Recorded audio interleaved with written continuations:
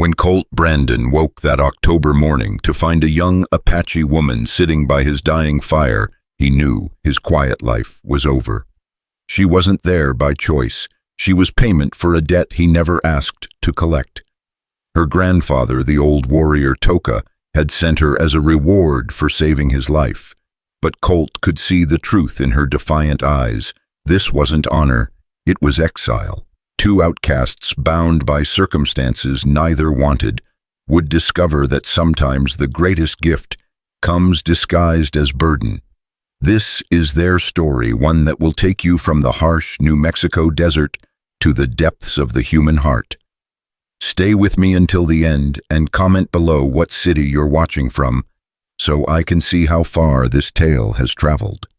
The morning sun painted the New Mexico landscape in shades of copper and gold, but Colt Brandon saw only another day to endure. 3 years had passed since he'd returned from the war, 3 years of trying to forget the screams of dying men and the weight of decisions that haunted his sleep.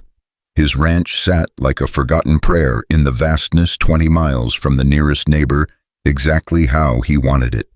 The silence here was different from the battlefield quiet that came before thunder. This was clean silence, broken only by wind through sage and the occasional call of a hawk. Colt had built his life around that silence, measuring his days in the rhythm of chores that kept his hands busy and his mind from wandering too far into dark places. He was mending fence when he heard it, a sound that didn't belong. Not quite human, not quite animal, but something caught between pain and defiance. Colt's hands stilled on the wire, his body going rigid, with the kind of alertness the war had burned into his bones. In this country, sounds like that usually meant trouble, and trouble had a way of finding a man whether he wanted it or not. The cry came again, weaker this time from the direction of Devil's Gulch. Colt set down his tools and reached for the Winchester that never strayed far from his side.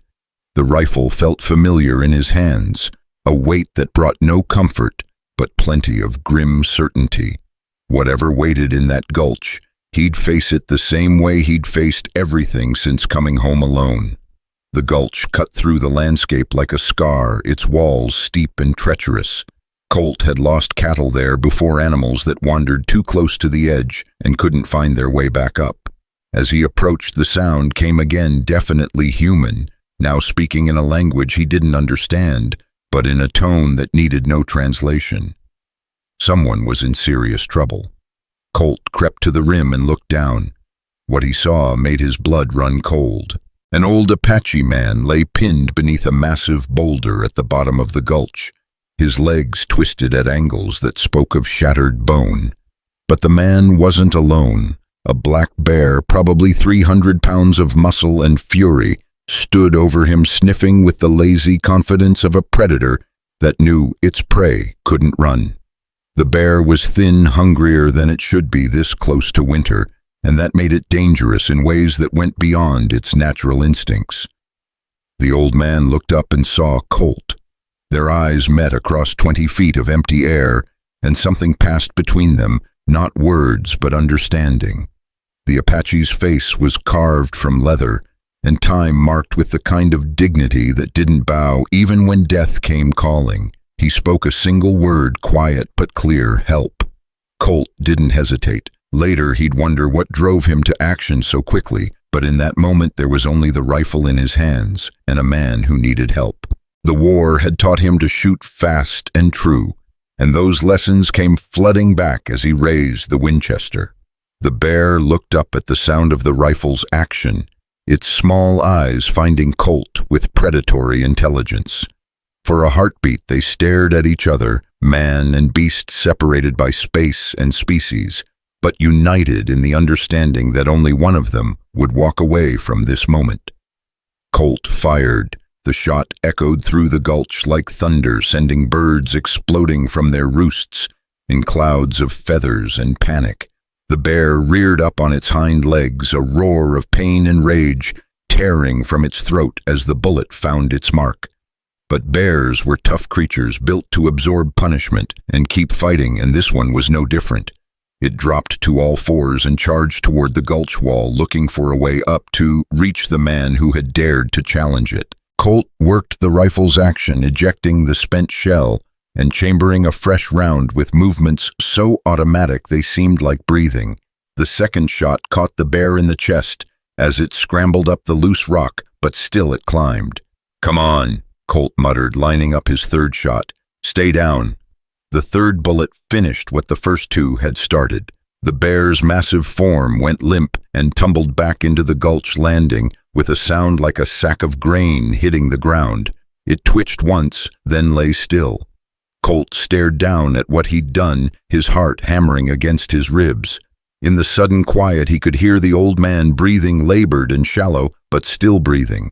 That was something, at least. Getting down into the gulch proved easier than getting back up would be. Colt half climbed, half slid down the rocky wall, sending small avalanches of stone and dirt cascading ahead of him. When he reached the bottom, he could see just how bad things were. The boulder that pinned the old Apache was bigger than it had looked from above, easily 6 feet across, and thick enough that it would take more than one man to move it. The old man's legs disappeared beneath it, and dark stains on the rock told their own story. But his eyes were alert, watching Colt with a mixture of wariness and calculation that spoke of a mind still sharp despite the pain. "Easy there, old-timer," Colt said, kneeling beside him. "Let me see what we're dealing with." The man spoke in Apache, his voice steady, despite what had to be incredible pain. Colt didn't understand the words, but he caught the tone, formal, almost ceremonial. It took him a moment to realize the old man was introducing himself. "Toka," the Apache said, placing a weathered hand on his own chest. Then he looked at Colt expectantly. "Colt," he replied, understanding the exchange.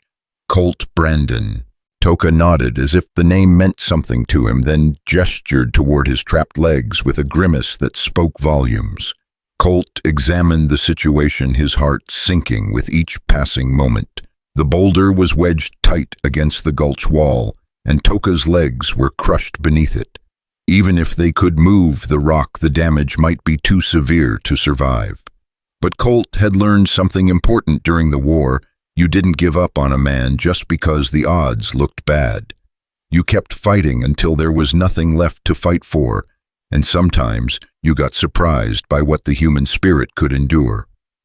"I'm going to get you out of here," he told Toka, though he wasn't sure the old man understood English. It didn't matter. Some promises transcended language. Colt examined the boulder from every angle, looking for leverage points and weak spots. The stone was granite, harder than a banker's heart, and just as unforgiving. But it had rolled down from somewhere above, which meant it could be moved, if a man was clever enough and desperate enough to find a way. The answer came in the form of a dead cottonwood that had fallen across the upper reaches of the gulch. Its trunk was thick and solid, weathered but still strong. If Colt could position it right, use the boulder's own weight against itself. "I'll be right back," he told Toka, then began the difficult climb out of the gulch. It took him the better part of an hour to cut a suitable length from the cottonwood and maneuver it down into the gulch. The work was backbreaking, made worse by the knowledge that every minute counted.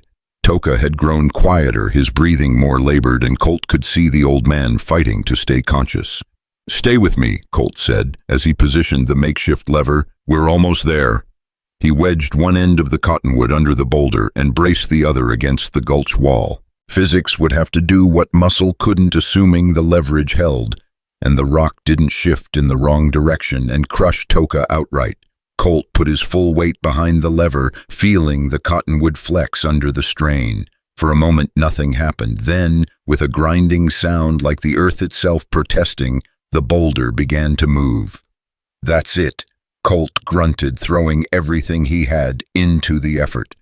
"Come on, you stubborn piece of—" The rock shifted, suddenly rolling away from Toka's legs, with a crash that shook dust from the gulch walls. Colt fell backward, his makeshift lever snapping under the sudden release of tension, but he didn't care. The old man was free. What he saw when he looked at Toka's legs made his stomach turn.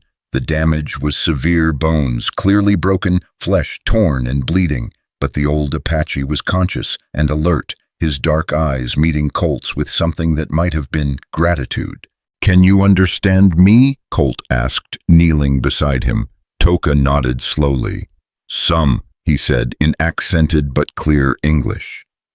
"You saved me." "We're not out of this yet," Colt replied. "I need to get you to a doctor." "No doctor," Toka said firmly. "Take me home." Colt studied the old man's face, seeing the stubborn pride that wouldn't bend even in the face of death. He understood that pride, it was the same thing that had kept him going through the darkest days of the war, the same thing that made a man choose how he wanted to face whatever came next. "Where's home?" he asked. Toka gestured vaguely northwest. 2 days, maybe 3. My people, they will know." 3 days with injuries like that seemed impossible, but Colt had seen men do impossible things before. And if this was what Toka wanted, who was he to argue? A man had a right to choose his own ending. Getting Toka out of the gulch proved nearly as difficult as moving the boulder had been. Colt fashioned a travois from the remains of the cottonwood and his own rope, then spent another hour figuring out how to get it up the steep walls.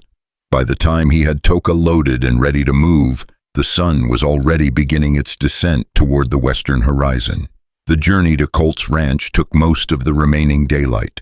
Toka drifted in and out of consciousness, occasionally muttering in Apache, but he held on with the tenacity of a man who wasn't ready to meet his maker just yet. When they finally reached the small adobe house Colt called home, the old man was still breathing. Colt's house was sparse by most standards: a kitchen, a bedroom, and a main room that served multiple purposes. But it was clean and solid, and it would have to do for a makeshift hospital. He carried Toka inside and laid him on his own bed, then set about doing what he could for the injured man. His knowledge of medicine was limited to what he'd learned patching up soldiers during the war, but he knew enough to clean wounds and set simple breaks. Toka's injuries were beyond simple. The left leg was clearly broken in multiple places, and the right wasn't much better. But the old man was tough, tougher than leather and twice as durable. "This is going to hurt," Colt warned as he prepared to clean the worst of the wounds. Toka managed what might have been a smile. "Everything hurts," he said. "This, no different." As Colt worked, Toka began to talk. His English was better than he'd initially let on, colored with the formal cadence of someone who had learned the language from books and missionaries rather than casual conversation. He spoke of his people, of the old ways that were disappearing like water in sand, of a granddaughter who was his last link to a world that no longer had room for old warriors. "Why did you save me?" Toka asked during a pause in Colt's ministrations. The question caught Colt off guard. He paused in his bandaging, considering his answer. "Seemed like the right thing to do," he said finally. "Many men would have walked away." "Maybe, but I'm not many men." Toka studied Colt's face in the lamplight, his dark eyes reading things that weren't spoken aloud. "You carry ghosts," he observed. Colt's hands stilled on the bandages. "We all carry ghosts. Some more than others." Toka's voice was growing weaker, but his gaze remained steady. "You saved an old man today. The spirits will remember." "I didn't do it for the spirits," Colt said. "No," Toka agreed. "You did it because that is who you are. The spirits, they know the difference." Over the next 3 days, Colt tended to his unexpected patient with the same methodical care he applied to everything else in his life. He changed bandages, spooned broth between cracked lips, and listened to stories of a world that existed just beyond the edges of his own. Toka spoke of hunting buffalo when the herds still darkened the plains of warfare that was more ceremony than slaughter, of a time when a man's word was worth more than gold and honor mattered more than survival. My granddaughter, Toka said, on the third evening, his voice stronger than it had been since the accident. She is difficult. Difficult how? Colt asked, more to keep the old man talking than out of genuine curiosity. Too proud, too independent. The young men, they do not know what to do with her. Toka's eyes found Colt's in the lamplight. She speaks her mind, works like a man, thinks the old ways are not always the right ways. Sounds like she's got some sense to her. Toka chuckled, a sound like dry leaves rustling. That is the problem. Sense is not always what a woman needs, not in my world. Maybe your world's got it wrong. Maybe, Toka agreed. But it is still my world, and she must live in it or find another. On the fourth morning, Colt woke to find Toka's bed empty. The old man was gone, disappeared as quietly as smoke on the wind. The only sign he had ever been there was a small beaded pouch left on the pillow, containing a handful of turquoise stones and a piece of silver worked into the shape of a thunderbird. Colt searched the area around his ranch, but found no trace of where Toka had gone or how he'd managed to travel with his injuries. It was as if the earth itself had swallowed the old warrior, leaving only questions and the lingering scent of sage and smoke. For 3 weeks, life returned to its familiar rhythm. Colt mended fences, tended his few cattle, and tried not to think about dark eyes in a weathered face or stories of a world that was fading like morning mist. The beaded pouch sat on his kitchen table, a reminder of something he couldn't quite name but couldn't forget either. Then came the morning that changed everything. Colt woke to the smell of wood smoke and something else, something that didn't belong to his usual routine. He dressed quickly and stepped outside, expecting to find a grass fire or maybe a neighbor in trouble. Instead, he found a young woman sitting beside his fire ring, as still and watchful as a deer poised for flight. She was Apache, that much was clear from her features and the way she held herself. But unlike the old-fashioned clothing Toka had worn, she was dressed in a mixture of traditional and white man's clothing, deerskin leggings beneath a simple cotton dress, her long black hair braided with silver ornaments that caught the morning light. She was beautiful in the way the desert was beautiful, stark and uncompromising, with a wildness that couldn't be tamed. But it was her eyes that stopped Colt cold. They were the same dark, intelligent eyes he'd seen in Toka's face, but younger and filled with something that looked like barely controlled fury. "You are Colt Brandon," she said. It wasn't a question. "I am," he replied, his hand instinctively moving to where his gun belt hung on the porch post. "And you are?" "I am Sana," she said, rising to her feet with fluid grace. "Granddaughter of Toka, I have been sent." The way she said the word sent made it sound like a curse. Colt studied her face, seeing pride and anger warring with something else, resignation maybe, or the kind of bitter acceptance that came from having no good choices left. "Sent for what?" he asked, though he was beginning to suspect he already knew the answer. Sana's chin lifted slightly, a gesture of defiance that was probably unconscious. "I am your reward," she said, the words coming out like broken glass. "For saving my grandfather's life. According to the old ways, I belong to you now." Colt felt the ground shift beneath his feet, not physically, but in every way that mattered. He'd saved an old man's life out of simple human decency, asking for nothing in return and expecting even less. Now that simple act had brought him face to face with a situation he'd never wanted and didn't know how to handle. "I didn't ask for any reward," he said carefully. "No," Sana agreed, her voice flat. "But my grandfather insisted, and the tribal council, they agreed it was fitting." The bitterness in her voice suggested there was more to the story, layers of meaning that Colt couldn't begin to understand. He looked at this young woman, this Sana, and saw not a reward, but a problem wrapped in human form. She didn't want to be here any more than he wanted her here, and yet here she was, bound by traditions that seemed to serve neither of them. What if I don't want a reward? He asked.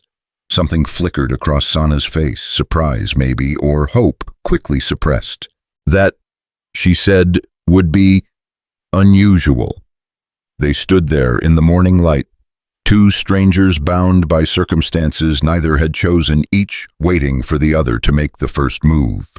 Colt could see the tension in every line of her body, the way she held herself ready to run or fight depending on what came next.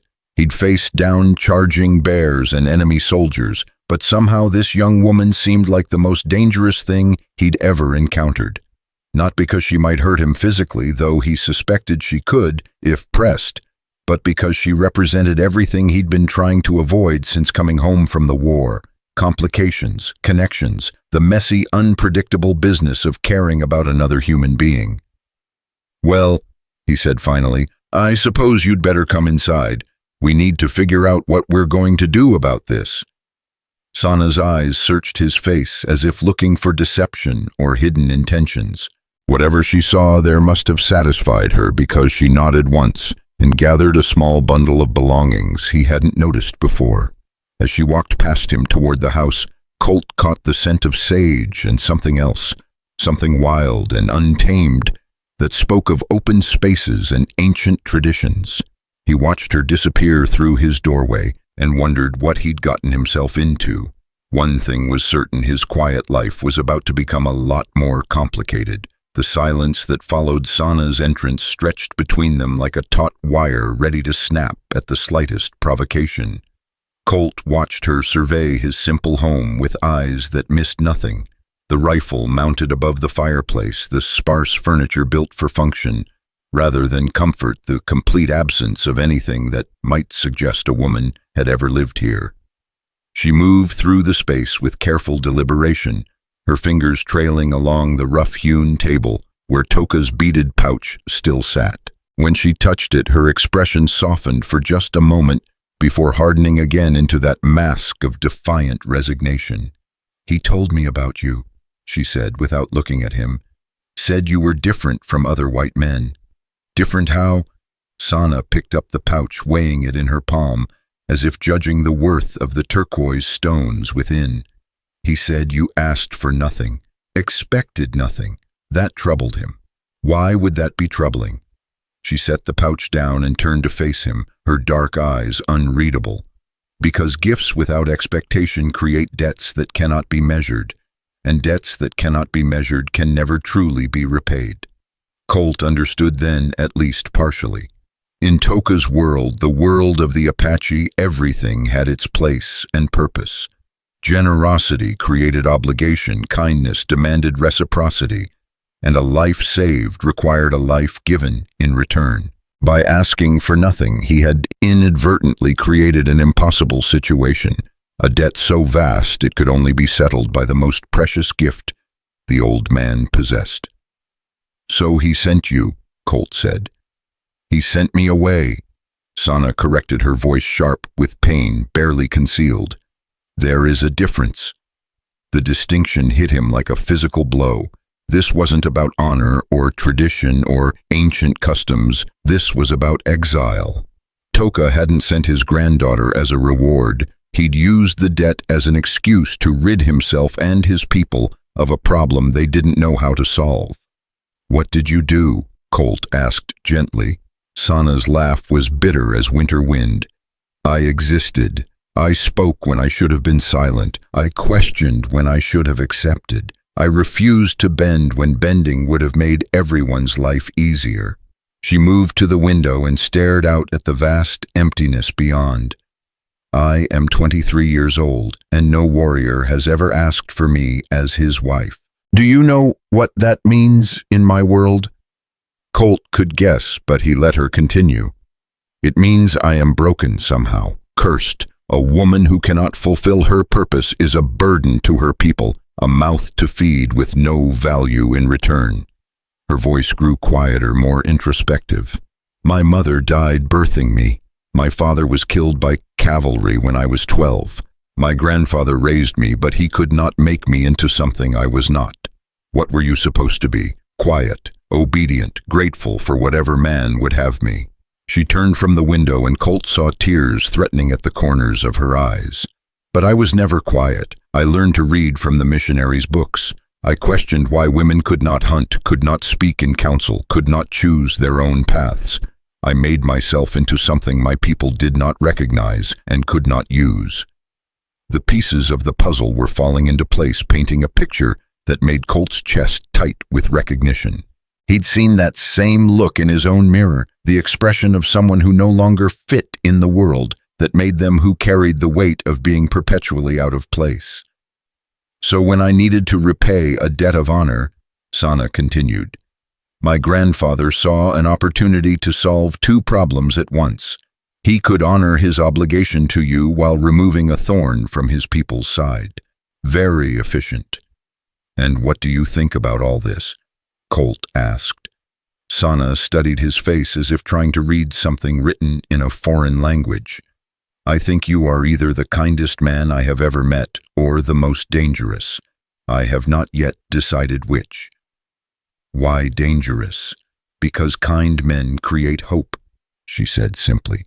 And hope is the cruelest gift you can give to someone who has learned to live without it. They stood there in the growing light of morning, two people trying to navigate a situation neither had chosen, but both had to live with. Colt found himself studying Sana's face, noting the intelligence in her eyes, the stubborn set of her jaw, the way she held herself, as if ready to fight the world if necessary. She was nothing like what he might have expected from an Apache woman, at least nothing like the stories and assumptions that passed for knowledge on the frontier. Are you hungry? He asked, because practical matters seemed like safer ground than the emotional minefield they'd been walking through. I ate before dawn, she replied. I did not know what I would find here. Whether you would be angry at my coming, whether you would send me away immediately. I thought it best to be prepared for a long journey back. And now I am more confused than before. She moved to his kitchen area, examining the simple setup with a critical eye. You have been living like a monk. No woman's touch anywhere. Do you prefer men? The blunt question caught Colt off guard, and he felt heat rise in his cheeks. No, I don't prefer men. I just prefer solitude. Why? Because it's simpler. Sana nodded as if this made perfect sense to her. Simpler, yes, but also emptier. Empty can be peaceful, or it can be another kind of death. She opened his cupboard and examined his meager supplies with the air of someone accustomed to making do with very little. When did you last have a proper meal? Something that did not come from a can or require only boiling water? Colt tried to remember and realized he couldn't. It's been a while. I thought so. You have the look of a man who eats only to stay alive, not because he takes any pleasure in it. She began pulling items from his shelves, flour-dried beans, a piece of salt pork that had seen better days. I will cook for you, not because I must, but because you saved my grandfather's life and appear to be slowly starving yourself to death. You don't have to. I know I do not have to, she interrupted. That is what makes it my choice. As she worked, Colt found himself watching her with growing fascination. Her movements in the kitchen were efficient and graceful, the actions of someone who had learned to cook over open fires and make meals from whatever was available. She talked as she worked, her voice losing some of its defensive edge as she focused on familiar tasks. My grandmother taught me to cook when I was very small, she said, mixing cornmeal with water and seasonings he didn't recognize. She said a woman who could not feed her family was no woman at all. I disagreed with much of what she taught me, but not that. Food is love made visible, a way of caring for people without having to say the words. Is that what this is? Colt asked. Love? Sana paused in her stirring and looked at him directly. This is gratitude and perhaps curiosity. I want to see what kind of man saves a stranger's life and asks for nothing in return. Such men are rare in any world. The smell that began to fill the kitchen was unlike anything that had ever graced Colt's simple home. Rich and complex with layers of flavor that spoke of traditions passed down through generations. His stomach rumbled audibly, reminding him that he had indeed been living on little more than coffee and hardtack for weeks. "Tell me about the war," Sana said suddenly.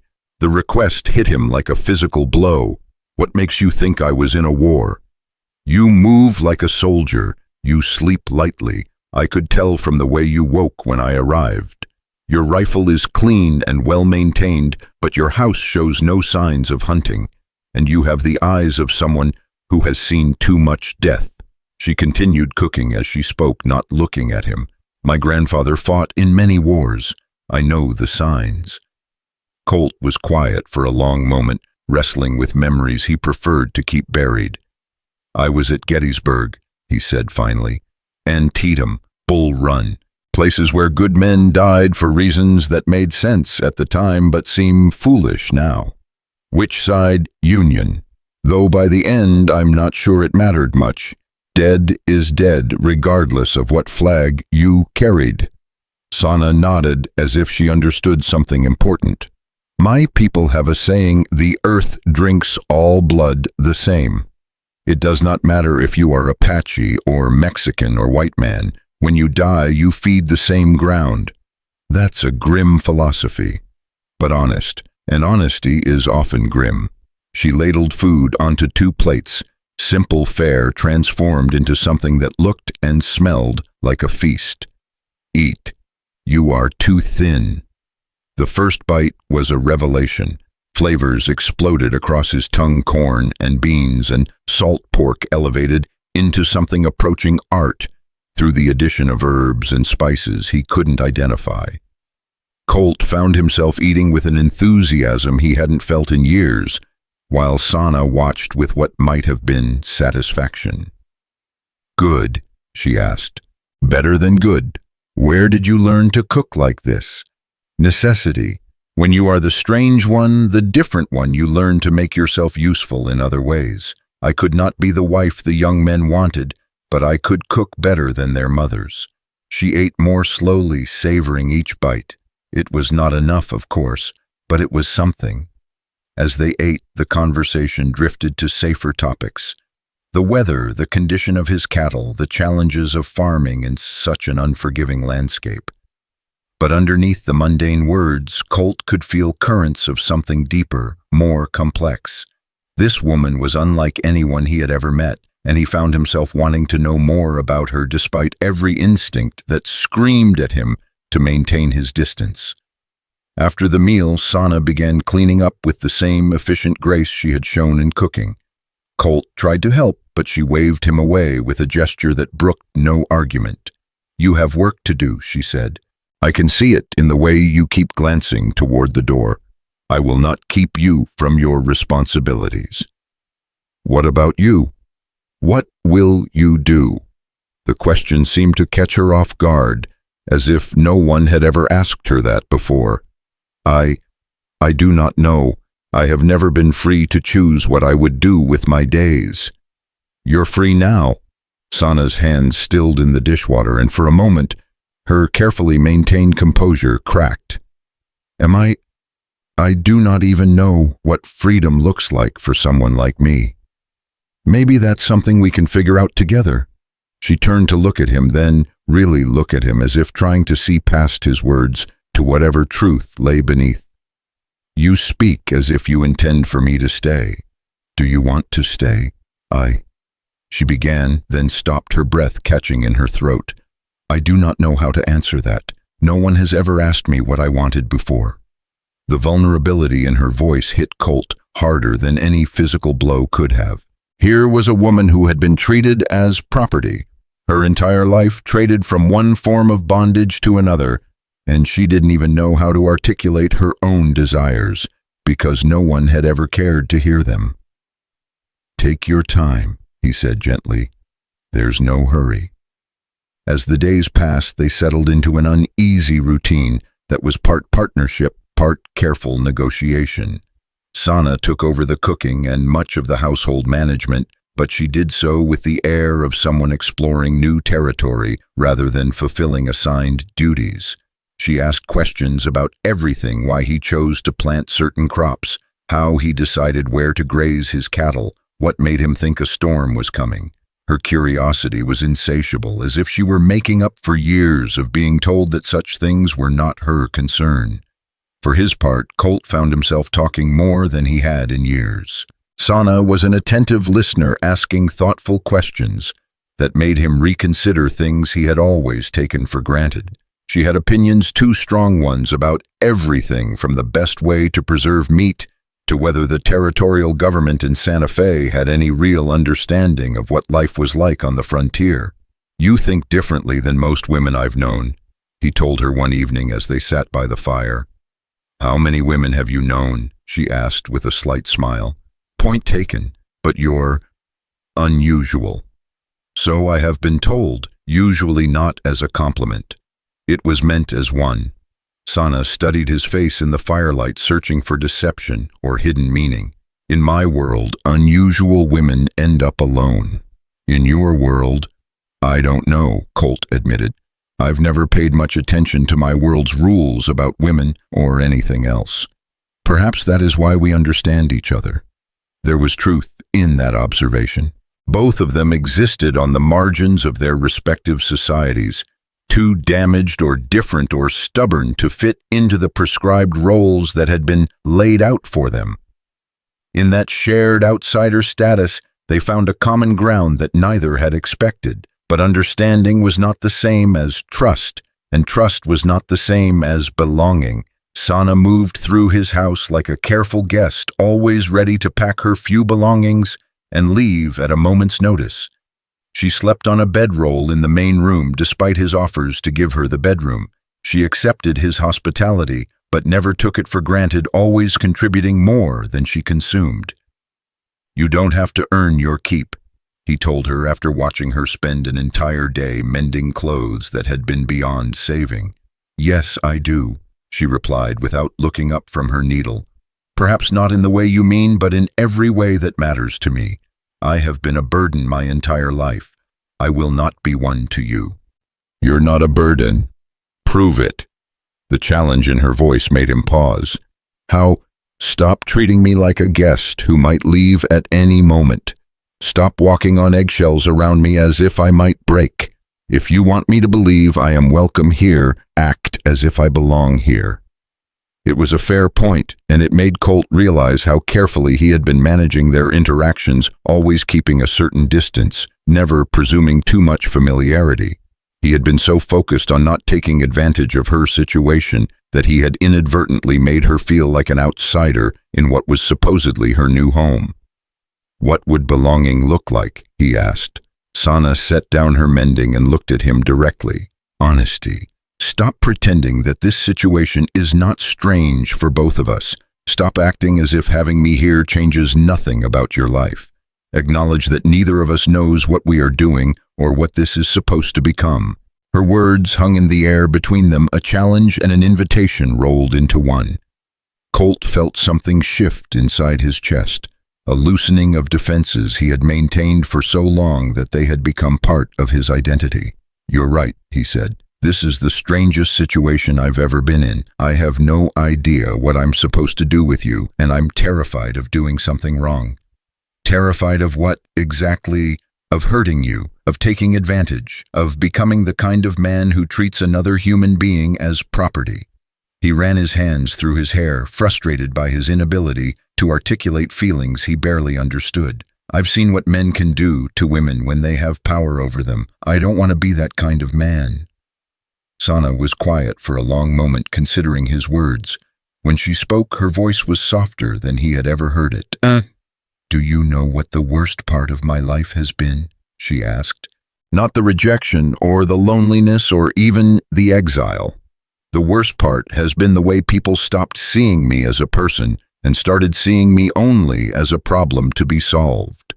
My grandfather, the tribal council, even the young men who rejected me, none of them ever asked what I wanted, or what I dreamed about, or what would make me happy. I became a thing to be managed rather than a woman to be known." She leaned forward, her eyes intense in the firelight. "You are so afraid of treating me as property that you have forgotten to treat me as a person.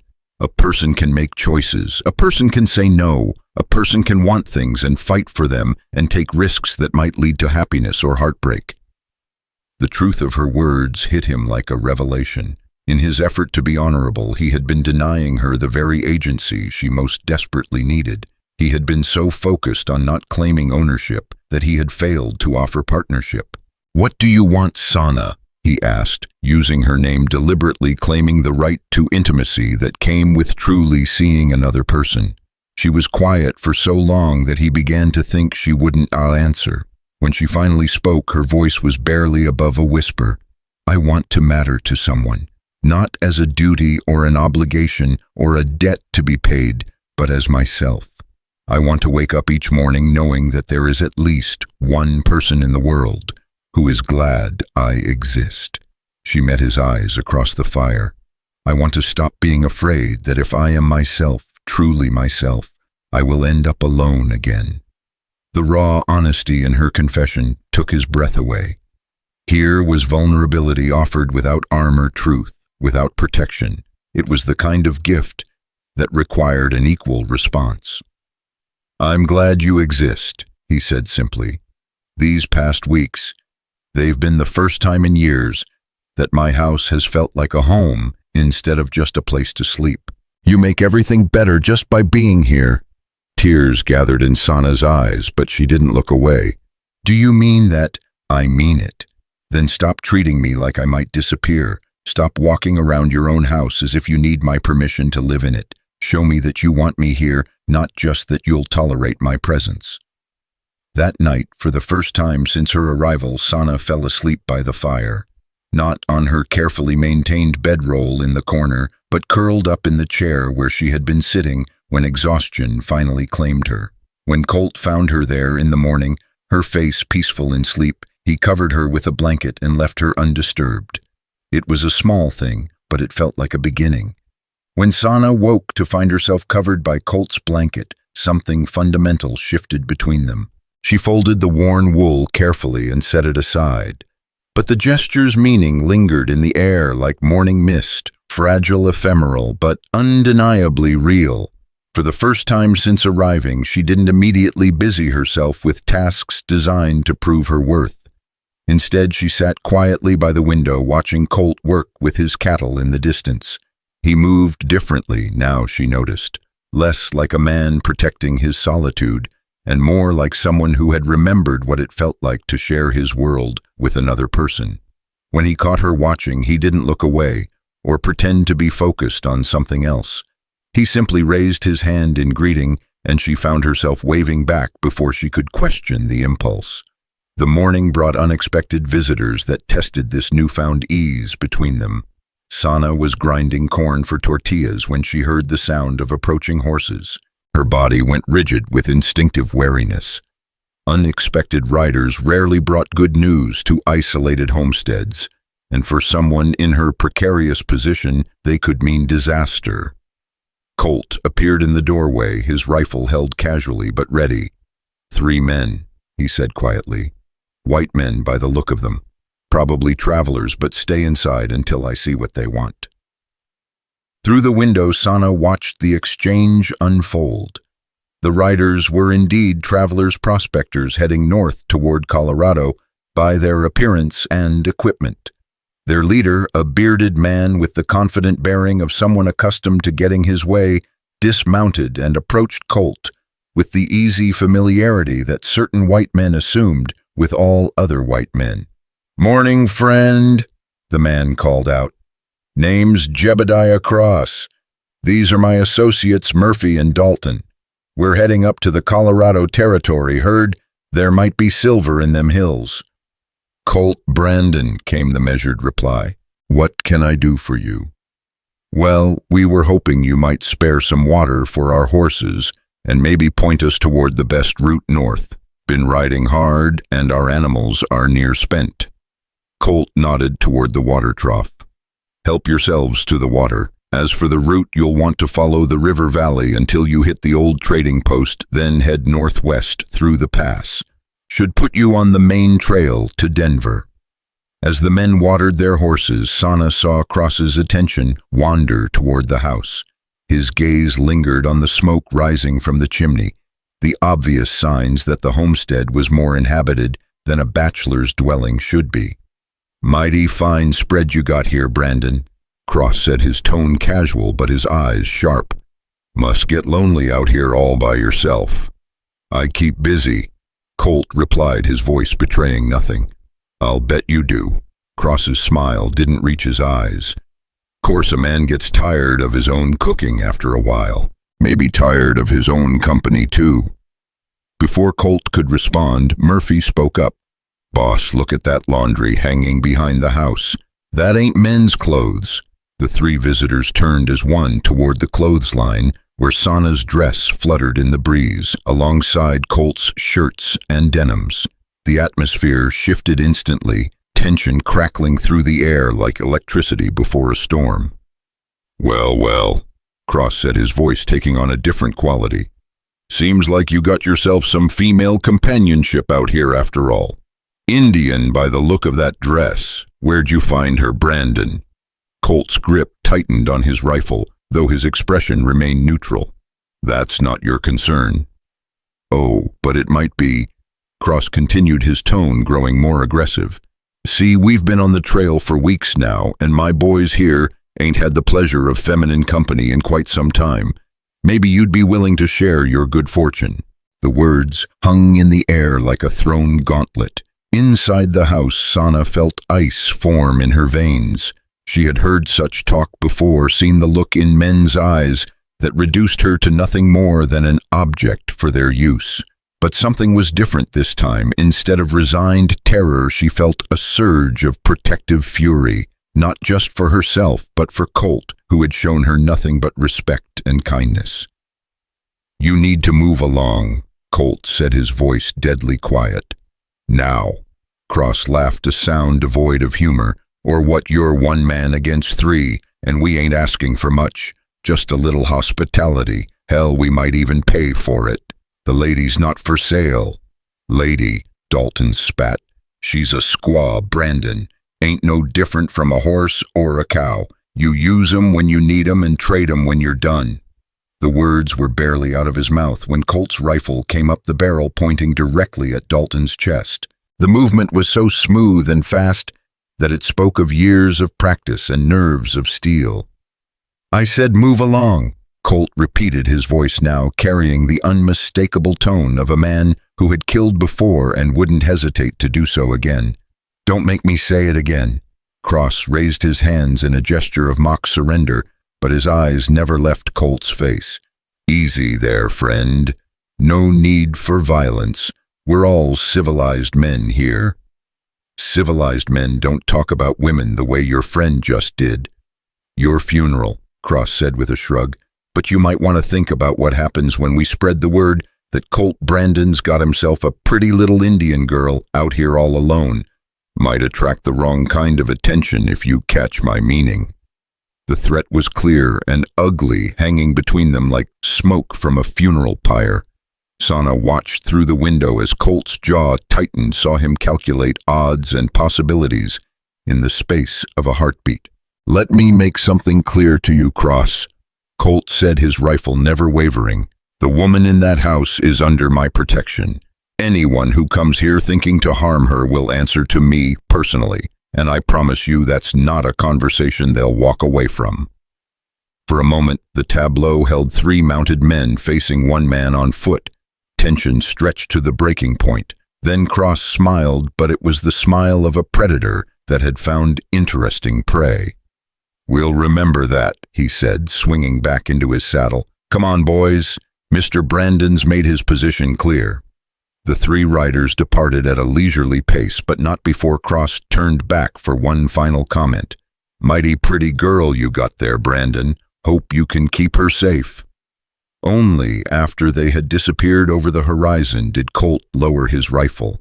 His hands were steady, but Sana could see the tension in his shoulders, the way he continued to scan the landscape for any sign of their return. She emerged from the house, moving to stand beside him as they both watched the empty distance where the riders had vanished.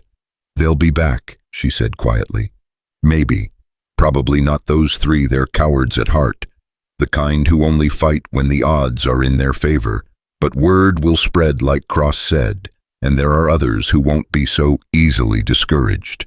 Sana studied his profile, noting the grim set of his jaw, the way his eyes remained fixed on the horizon.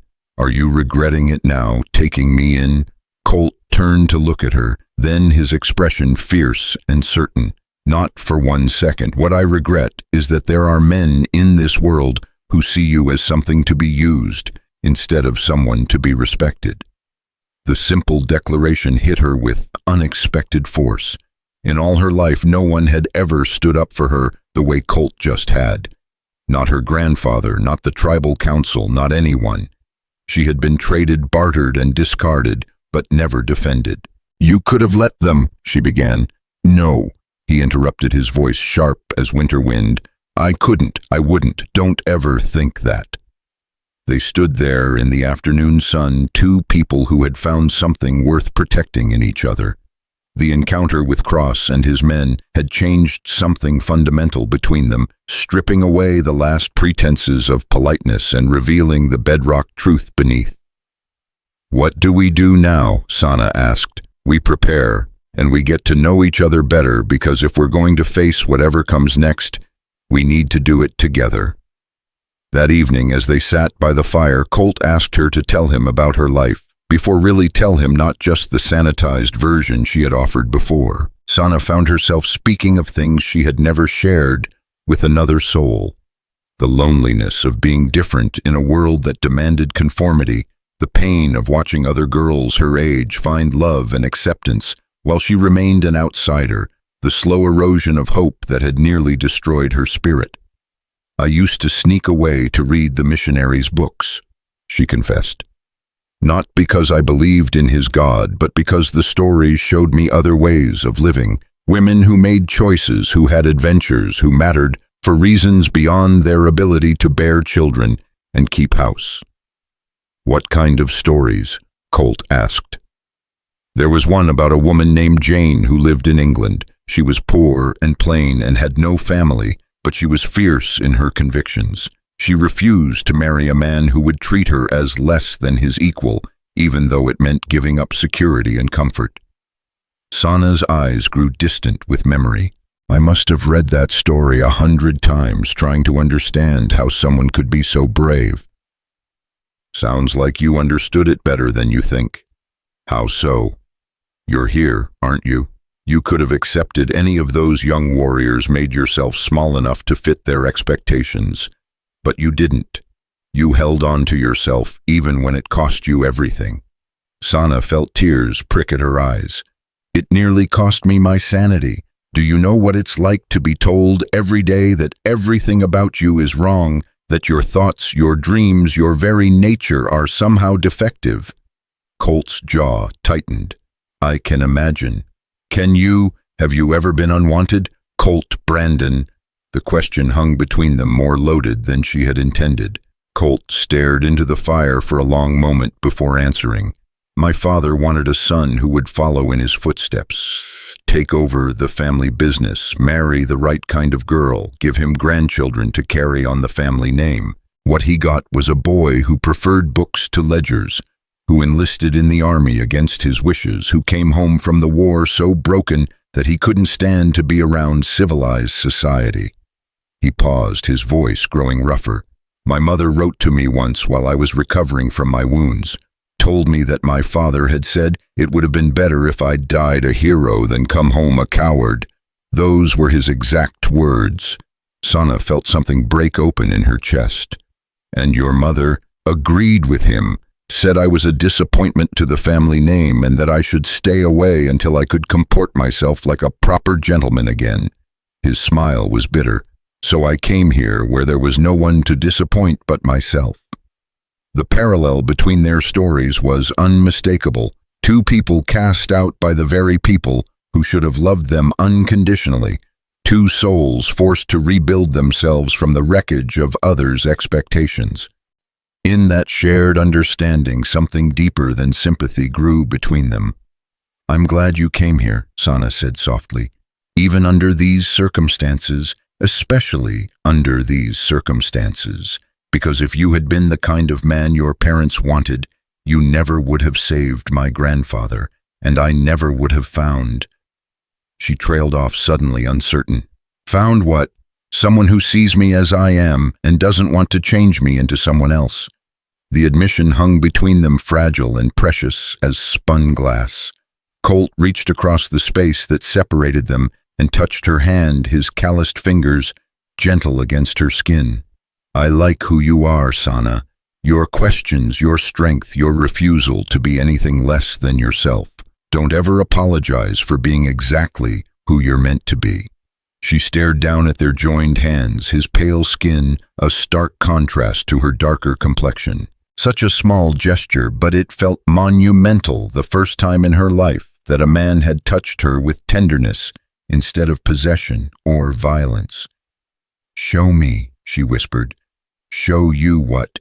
Show me what it feels like to be wanted for myself, not as a duty or a burden or a convenience. Show me what it means when someone chooses you freely, without obligation or pressure." Colt's breath caught in his throat.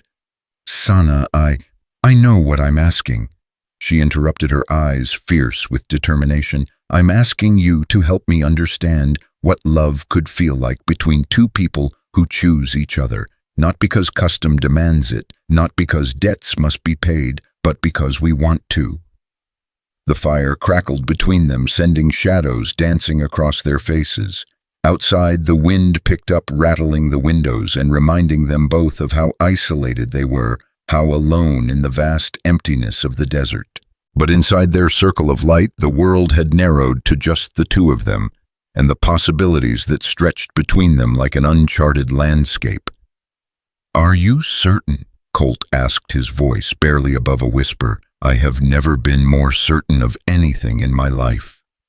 He stood then, still holding her hand, and drew her to her feet beside him. For a moment they simply looked at each other, two people standing on the threshold of something that would change them both forever. Then Colt raised his free hand to cup her face, his thumb tracing the line of her cheekbone with reverent care. "If we do this," he said, "there's no going back. Not for me. I won't be able to let you go, son. I won't be able to pretend that you're just a temporary guest in my life." "Good," she whispered against his palm, "because I don't want to be temporary. I want to be permanent. I want to be yours, and I want you to be mine, not because anyone says we must, but because we choose it." When he kissed her, it was with the desperate tenderness of a man who had given up hope of ever finding love, and suddenly discovered it in his arms. Sana kissed him back with equal fervor, pouring years of loneliness and longing into the connection between them.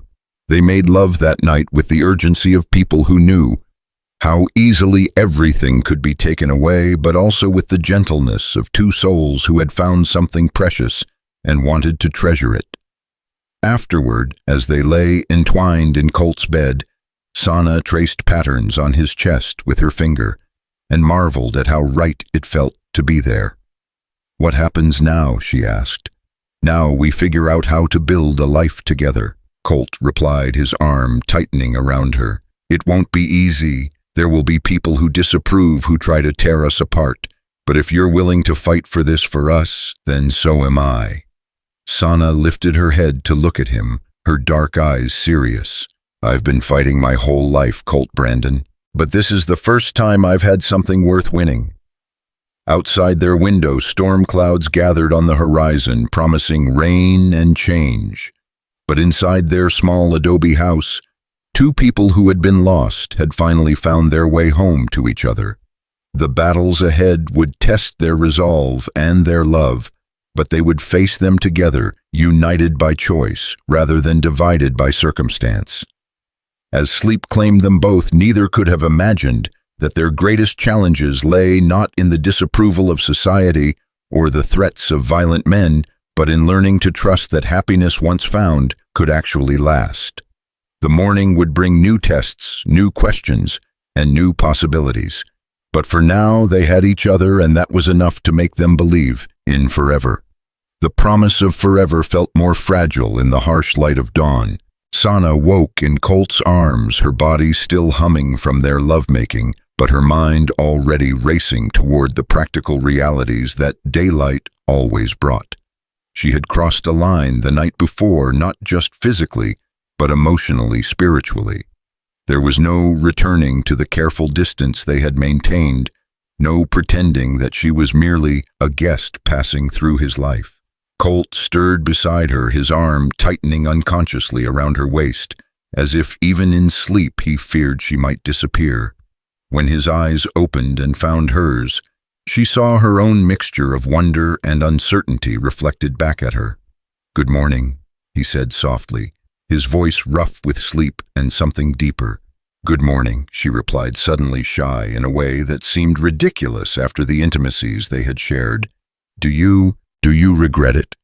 Instead of answering with words, Colt rolled toward her and kissed her forehead, then her cheek, then her lips, with a tenderness that made her chest ache with hope. "The only thing I regret," he murmured against her mouth, "is that we waited so long." They might have stayed in bed longer, exploring this new dimension of their relationship, but the practical demands of ranch life waited for no one. Cattle needed tending, water needed hauling, and fences needed mending, regardless of how the world had shifted between them during the night. As they dressed, moving around each other in the small bedroom with an awkward awareness of their changed dynamic, Sana found herself studying Colt's face for signs of how this would change things. Would he expect different things from her now? Would he assume rights and privileges that came with physical intimacy? The questions plagued her because she had no experience with relationships built on mutual choice rather than obligation. "What are you thinking?" Colt asked, catching her reflection in the small mirror as she braided her hair. "I don't know how to do this," she admitted. "I don't know how to be what we are now." He turned to face her fully, his expression serious. "What do you want us to be?" The question was both simple and impossibly complex. Sana had spent so many years being told what she was: granddaughter burden, unwanted woman payment for a debt that she had never been allowed to define herself in relation to another person. "I want to be your partner," she said finally, "not your property or your servant or your obligation. I want us to choose each other every day, not because we have to, but because we want to."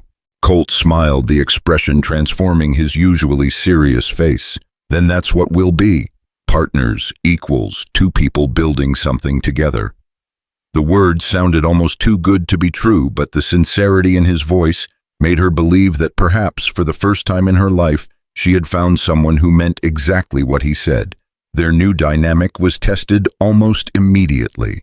As they worked together that morning, Sana tending the vegetable garden she had started while Colt repaired a section of corral fence, a lone rider appeared on the horizon.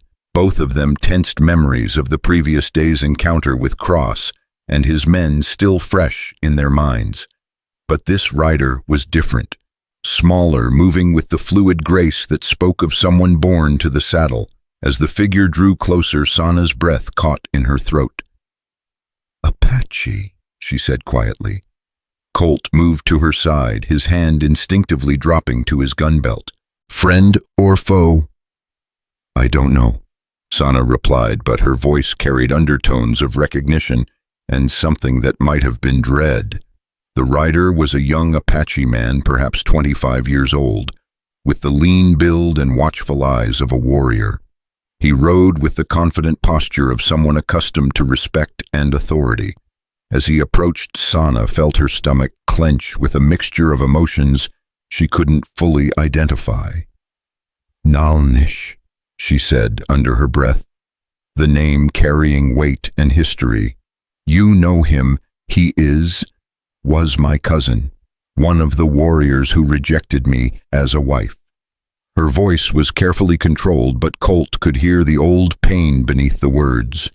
Nalnish drew his horse to a stop 20 feet away, his dark eyes taking in the scene before him with obvious disapproval. When he spoke, it was in rapid Apache, his tone formal but carrying an undercurrent of anger. Sana responded in the same language, her voice growing sharper with each exchange. Colt watched the interaction with growing tension, understanding none of the words, but reading the body language clearly enough. This was not a social visit. Finally, Naalnish switched to English, his accent thick, but his words clear. "You shame your people, Sana. You lie with this white man like a camp follower. Forget the ways of your ancestors." "I forget nothing," Sana replied, her chin lifting with familiar defiance. "I honor my ancestors by choosing my own path instead of accepting the scraps others would throw me. Your grandfather sent you away to learn humility, not to become a white man's whore." The word hung in the air like a curse, and Colt felt rage surge through his veins. He stepped forward, his hand moving to his gun, but Sana caught his arm. "No," she said quietly. "This is my fight." She turned back to her cousin, her voice deadly calm. "Careful, Naalnish. You speak to me of shame, but where is your shame in rejecting a woman of your own blood, because she would not make herself small enough for your comfort?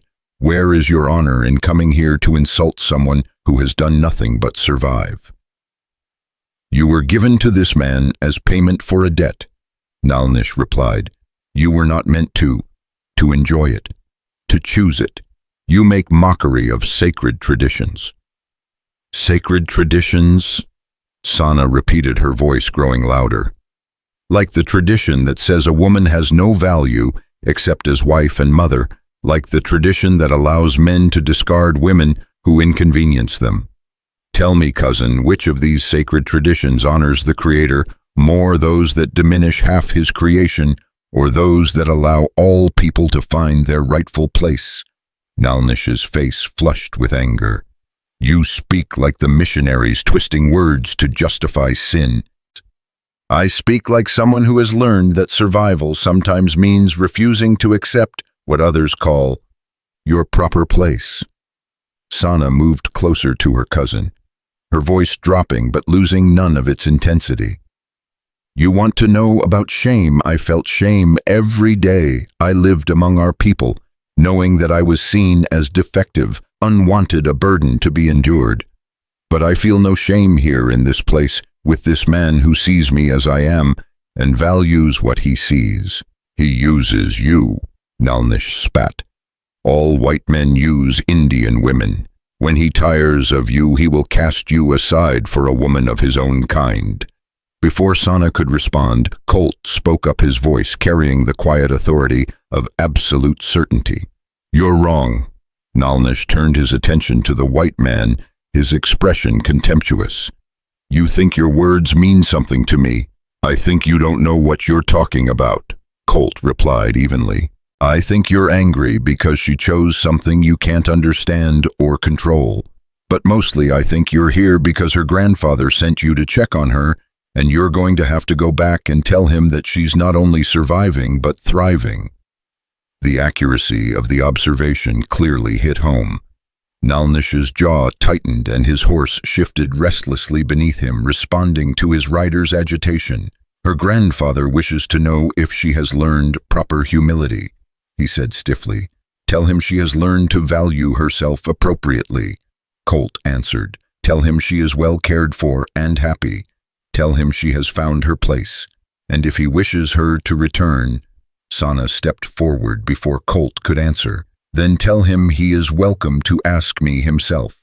But also tell him that I am no longer the broken girl he sent away. I am a woman who has discovered her own worth, and I will not return to a place where that worth is not recognized." The standoff stretched between them, thick with cultural tensions and personal history. Finally, Naalnish gathered his reins, preparing to leave. "You think this white man's world will accept you?" he asked, his voice heavy with skepticism. "You think his people will welcome an Apache woman as one of their own?" "I think," Sana replied quietly, "that acceptance from people who matter to me is more valuable than acceptance from those who don't." After Naalnish departed, carrying his message back to the Apache camp, Colt and Sana stood in the afternoon silence, processing what had just occurred. The encounter had forced them both to articulate things that had remained unspoken between them, to claim their relationship publicly in a way that made it feel more real and more permanent. "Did you mean what you said?" Sana asked. "About me finding my place here?" "Every word," Colt replied. "Did you mean what you said about not returning?" "Every word." They looked at each other across the small space that separated them both, recognizing that they had just crossed another threshold. There could be no more pretending that their relationship was temporary or uncertain. They had claimed each other publicly in front of witness, in a way that felt as binding as any ceremony. That evening, as they prepared dinner together, their conversation turned to practical matters that their new commitment made necessary. "We should talk about what happens next," Colt said as he watched Sana work with ingredients that somehow transformed simple staples into meals that tasted like celebrations. "If we're doing this, really doing this, there are things we need to consider, such as marriage for one. I know it might not mean the same thing to your people as it does to mine, but in the eyes of the law, it would give you certain protections. If something happened to me, you'd have legal claim to the ranch instead of being turned out with nothing." Sana's hands stilled in their work. The concept of legal marriage was foreign to her Apache upbringing, where relationships were often formalized through ceremony and community recognition rather than government documentation. But she understood the practical implications of what Colt was suggesting. "You want to marry me?" she asked. "I want to protect you. I want to make sure that no matter what happens, you have security and a place to belong." He paused, then added more softly, "And yes, I want to marry you. I want to stand up in front of God and whoever else cares to witness it and claim you as my wife." The word wife sent a strange thrill through Sana's chest, not because it represented ownership or submission, but because in Colt's mouth it sounded like partnership and permanence and all the things she had never dared hope for. "There's no minister within 100 miles, she pointed out. "We could make the trip to Santa Fe, or we could have our own ceremony here, just the two of us, and make it legal later when the opportunity arises." The idea of a private ceremony appealed to Sana more than the thought of standing before strangers who might judge or disapprove of their union. "What would a ceremony between just us look like?" Colt considered the question. "I don't know. We'd have to create our own traditions, I suppose. Combine what matters to you with what matters to me and make something new. Something that belongs to us alone." "Exactly." As they talked, planning their future with the careful attention of people who had learned not to take happiness for granted, Sana felt a sense of rightness settle over her like a comfortable blanket. This was what she had been searching for without knowing it. Not just love, but partnership. Not just acceptance, but celebration of who she was, rather than tolerance of who she might become. They decided to hold their ceremony at sunset 3 days hence, giving them time to prepare and to make the occasion as meaningful as possible. Sana spent those days crafting a wedding dress from fabric that Colt had ridden to the nearest trading post to purchase, not white, which would show every speck of dust, and seemed impractical for their frontier life, but a deep blue that reminded her of twilight skies and endless possibilities. Colt used the time to build something he had been planning since their first night together, a small addition to the house that would serve as Sana's private space, a room where she could retreat when she needed solitude or pursue interests that were hers alone. It wasn't large, but it had its own window facing east toward the sunrise and built-in shelves where she could keep books and personal treasures. "Every person needs a place that belongs only to them," he explained as he showed her the nearly finished room. "Even married people." The thoughtfulness of the gesture moved her deeply. In Apache culture, privacy was a luxury few could afford, and the idea of having space that was entirely her own felt both foreign and wonderful. On the evening of their chosen wedding day, they stood together in the small space between their house and the corral, with only the vast New Mexico sky as witness to their vows. Sana wore her blue dress and silver jewelry that had belonged to her grandmother, while Colt had donned his best shirt and the jacket he had worn during his army service. They had written their own vows, combining elements from both their cultures with promises that felt uniquely their own. Colt spoke first, his voice steady despite the emotion that roughened his words. "Sana, I take you as my wife, not because tradition demands it or law requires it, but because I choose you freely and want to spend whatever years I have left making you happy. I promise to see you as you are, not as I might want you to be. I promise to stand with you against whatever challenges come our way. I promise to love you not just in the easy times, but in the difficult ones when love requires courage and sacrifice." Sana's response was equally heartfelt, drawing on Apache concepts of partnership and mutual responsibility, while adding her own understanding of what love meant. "Colt, I take you as my husband, because in you, I have found not someone who completes me, but someone who celebrates the completion I have found in myself. I promise to choose you every day, not from obligation, but from joy. I promise to build our future together, honoring both our pasts while creating something new. I promise to love you with the same fierceness I have learned to love myself." They exchanged simple gold bands that Colt had purchased during his trip to the trading post, not elaborate or expensive, but solid and enduring. As he slipped the ring onto Sana's finger, she felt something settle into place inside her chest, a sense of belonging that went deeper than mere affection or even passion. "By the authority vested in us by our own hearts and this witness sky," Colt said solemnly, "I pronounce us husband and wife." They sealed their union with a kiss that tasted of forever and dreams finally realized. As they held each other in the fading light, both felt the profound satisfaction of people who had found their rightful place in the world. That night, they made love with a different quality than before, not just passion, but the deep intimacy that came from complete commitment. They belonged to each other now, in every way that mattered, bound not by law or custom, but by choice and love, and the promise to face whatever came next together. "Mrs. Brandon," Colt murmured against her ear as they lay entwined afterward. "I like the sound of that," Sana replied, though privately. She was already thinking about how to balance her new identity with the Sana she had fought so hard to become and preserve. "What are you thinking about?" he asked, reading her mood with the growing intuition of deep partnership. "I want to keep my Apache name too," she said. "I want to be both Sana and Mrs. Brandon, the woman I was and the woman I'm becoming." "Then that's what you'll be, all of it, all of you." Outside their window, coyotes sang to the moon, their voices joining in harmonies that spoke of wilderness and freedom and the endless possibility of tomorrow.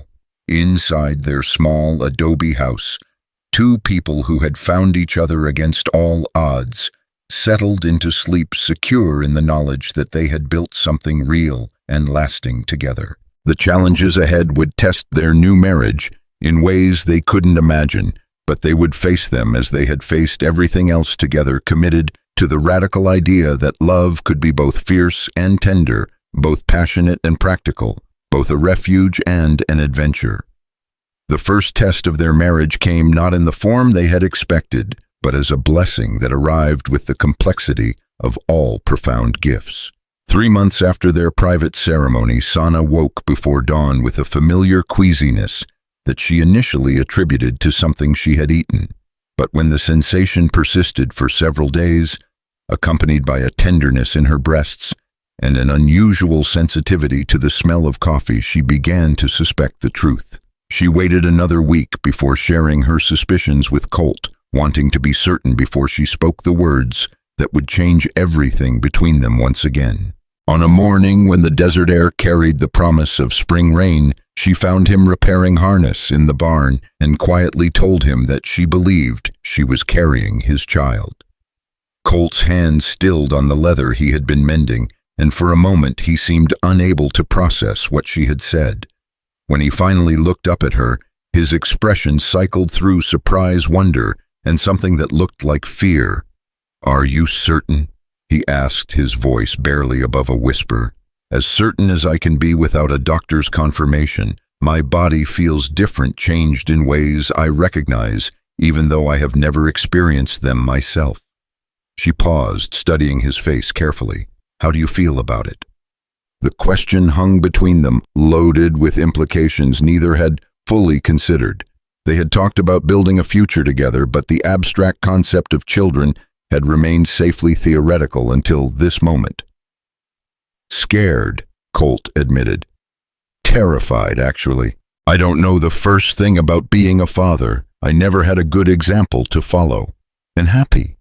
Sana pressed, needing to know whether this news was welcome or merely accepted. Colt set down the harness and moved to her, taking her hands in his work-roughened ones. "Happier than I have any right to be. Amazed that something so perfect could come from all the broken pieces of our lives." Relief flooded through Sana's chest. She had been prepared for many reactions, but the genuine joy she saw in his eyes made her own happiness feel safe and shared. "What kind of world are we bringing a child into?" she asked, voicing the concern that had been troubling her since she first suspected her condition. "A complicated one," Colt acknowledged. "A world that won't know quite what to make of a child who is both Apache and white, who belongs to both our worlds and neither, but also a world where love matters more than blood, where family can be chosen rather than simply inherited." They spent the morning talking about practical preparations, how to expand the house to accommodate a nursery, whether they should try to find a doctor in Santa Fe for the birth, what kind of life they wanted to create for their child in this remote corner of New Mexico. But underneath the planning lay deeper questions about identity and belonging that neither could fully answer. The pregnancy proceeded smoothly through the spring months, with Sana experiencing only mild discomfort and maintaining her usual energy levels. She continued to work alongside Colt, though he began insisting on handling the heavier tasks as her condition became more obvious. Her body changed, gradually rounding and softening in ways that filled him with protective tenderness. It was during her 6th month that visitors arrived who would force them to confront the larger implications of their unconventional union. Sana was hanging laundry when she spotted a small group of riders approaching from the southeast. Not the direction that travelers typically came from, which meant these were likely people with specific business at the Brandon ranch. As the group drew closer, she could see that it consisted of 4 Apache warriors, including one whose bearing suggested leadership and authority.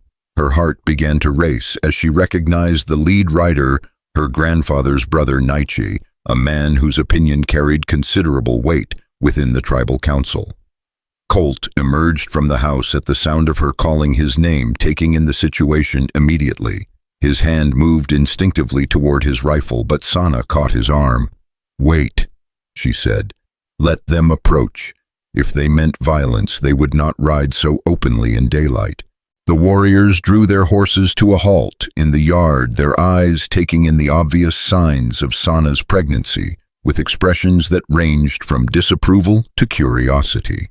Naichi himself was unreadable, his weathered face giving no indication of his thoughts or intentions. When he spoke, it was in Apache, formal and ceremonial in tone. Sana replied in the same language, though Colt noticed that she kept her responses brief and her posture respectful but not submissive. The exchange continued for several minutes before Naichi switched to English clearly for Colt's benefit. "Your grandfather sends greetings, niece," Naichi said, his voice carrying the weight of official pronouncement. "He has heard disturbing reports about your situation here." "What reports?" Sana asked, though her tone suggested she already knew. "That you have forgotten your people and your proper place, that you live as wife to this white man without the blessing of the tribe, and now carry his child." Naichi's gaze moved pointedly to her rounded belly. These things trouble the council. I have not forgotten my people, Sana replied carefully, but I have chosen my own path, as is my right as a free woman. You were sent here as payment for a debt of honor, one of the other warriors interjected, not to play at being a white man's wife. Colt stepped forward, his voice carefully controlled. She is my wife in every way that matters. We were joined before God and our own consciences, and I will defend her right to make her own choices. Nietzsche studied Colt with shrewd eyes, clearly evaluating the white man's character and intentions. You speak of rights and choices, but what of responsibilities? What of the child she carries? Will it know its Apache blood, or will you raise it as white and cut it off from half its heritage? The question struck at the heart of concerns that had been troubling both Colt and Sana as they prepared for parenthood. How could they honor both sides of their child's inheritance in a world that seemed determined to force people into single identities? Our child will know both its heritages, Sana said firmly. It will learn Apache ways and white ways, and it will choose for itself which path to follow when it is old enough to understand the choice. Pretty words, Nietzsche replied skeptically.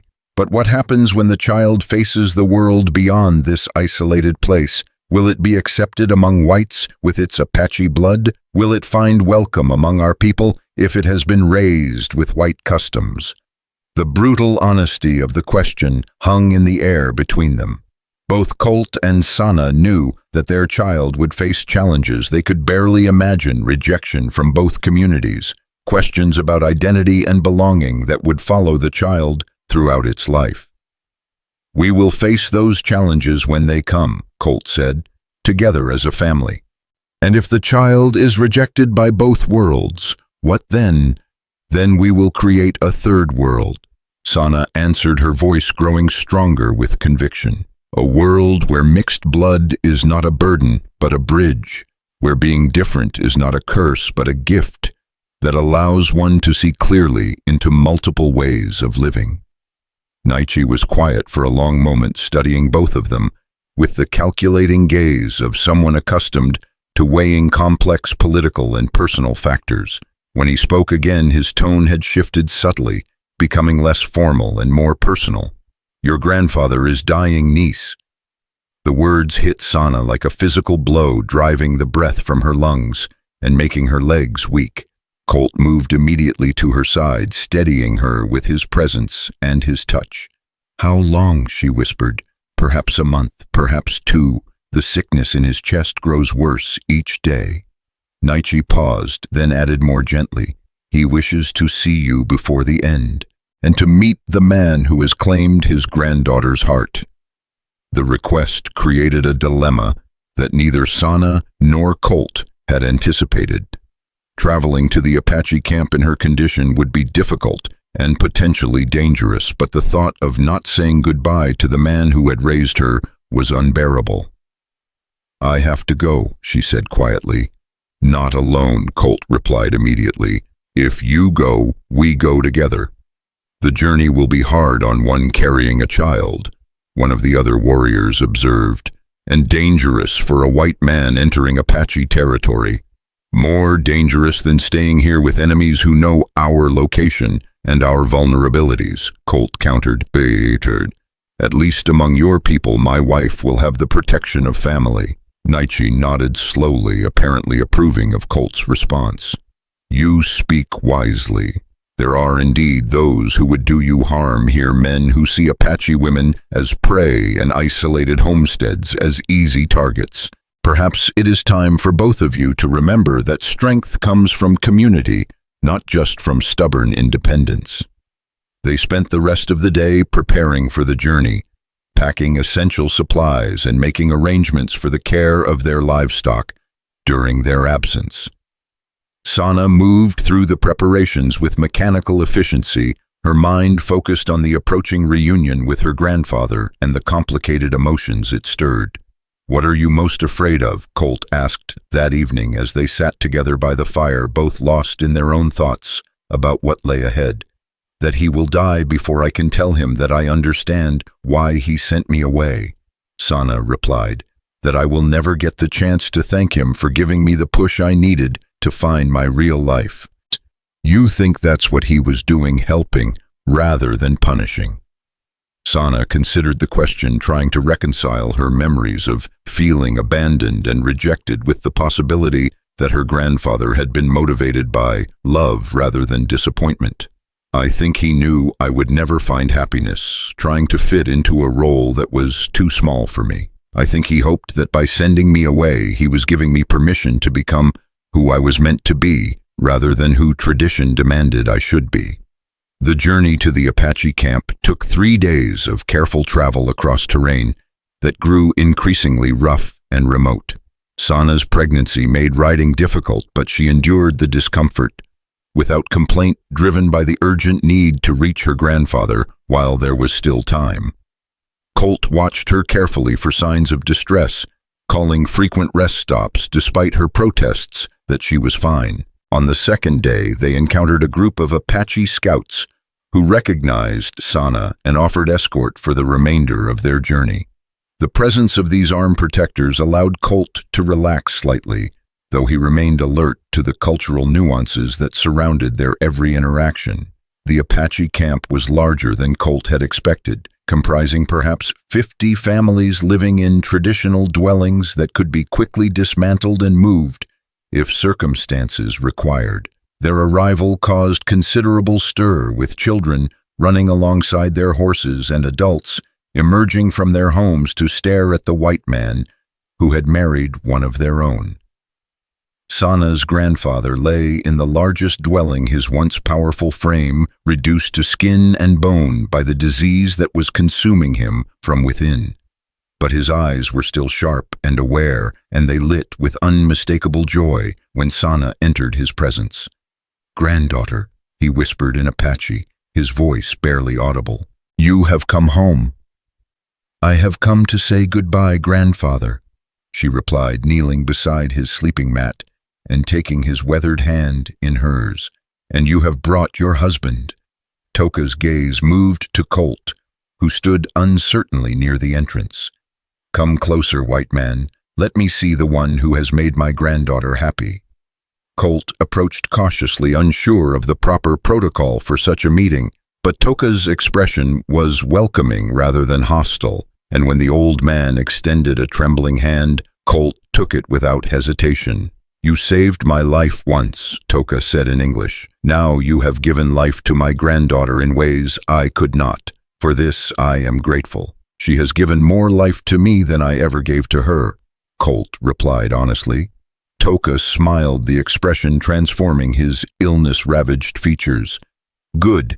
A marriage should be an exchange of gifts, not a conquest by either side." He paused to catch his breath, then continued with obvious effort. "I have something for you both.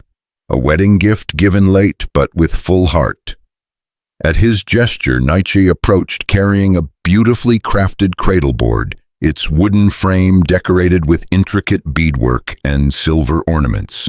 The craftsmanship was exquisite, clearly the work of many hands over many months. "For your child," Toka explained, "so that it may carry both Apache pride and white strength wherever its path leads." Sana felt tears spill down her cheeks as she touched the smooth wood and delicate beadwork. The gift represented acceptance and blessing in ways that formal words could never have conveyed. "There is more," Toka continued. "I have spoken with the council. They have agreed to recognize your marriage and to welcome your husband as family if he is willing to undergo the ceremonies that will make him brother to our people." The offer was unprecedented, and Colt felt the weight of its significance. To be adopted into an Apache family was an honor rarely extended to outsiders, and it would provide protections and connections that could prove invaluable in the years ahead. "What would such ceremonies involve?" Colt asked carefully. "Tests of courage and endurance," Nietzsche explained. "Demonstrations that you understand and respect our ways. Oaths of loyalty to the welfare of the people who would become your people." And if I agree to this, what would it mean for our child? It would mean, Toka said with satisfaction, that your child would truly belong to both worlds, with rights and recognition in each. It would never have to choose between its two heritages because it would be fully claimed by both. The opportunity was more than either Sana or Colt had dared hope for, but it also represented a level of commitment that would fundamentally change their relationship with both Apache and white communities.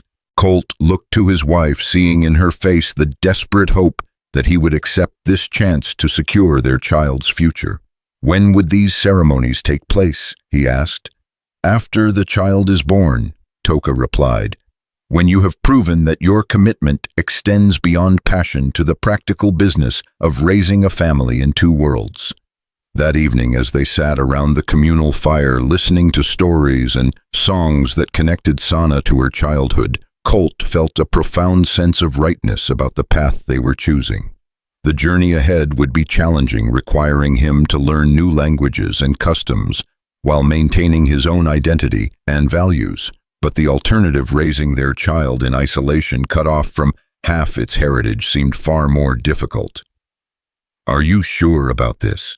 Sana asked as they prepared for sleep in the guest lodge that had been prepared for them. "I'm sure that I want our child to have every advantage we can give it," Colt replied. "I'm sure that belonging to a community is better than facing the world alone. And I'm sure that if accepting Apache adoption means our family will be stronger and safer, then it's worth whatever challenges come with it." They spent 5 days in the camp, during which Toka's condition deteriorated rapidly, but his spirits remained strong. He used his remaining energy to share stories about Sana's childhood, to explain Apache customs and beliefs to Colt, and to offer advice about the challenges of raising children in a world that often seemed determined to divide people rather than unite them. On their last evening together, Toka called them both to his side for a private conversation that would remain with them for the rest of their lives. "I am not afraid of dying," he told them quietly, "but I am afraid of being forgotten.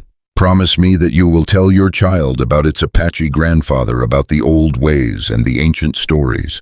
Promise me that our blood will not be diluted, but strengthened by its mixing with yours."